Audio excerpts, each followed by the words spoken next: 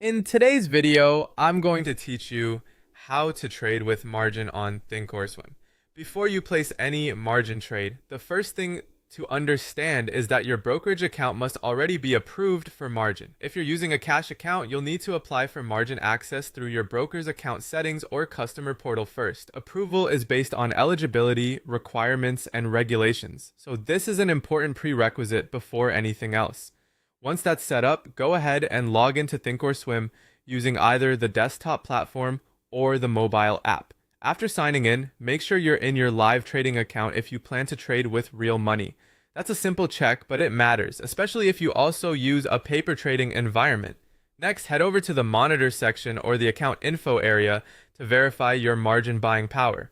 Here, you want to look closely at key values like buying power, margin buying power, available funds, and maintenance requirement. These numbers give you a clear picture of how much capital you can use and how much flexibility your account currently has. After that, search for the stock or ETF you want to trade by entering its ticker symbol in the search box. Keep in mind that not every security is eligible for margin. Some low-priced, highly volatile, or newly listed securities may come with special requirements or may not qualify at all. When you found the security you want, select buy or sell to open the order entry window. Before moving forward, review the symbol, share quantity, order type, and time in force. Taking a few extra seconds here can help prevent mistakes. Now enter your trade details. Choose whether you want a market order or a limit order. Enter the number of shares and select the duration, such as day or good till canceled, if that option is available. If your account is margin enabled and you have enough buying power, eligible trades will generally use margin automatically when needed. Before you submit the order, review the margin impact carefully.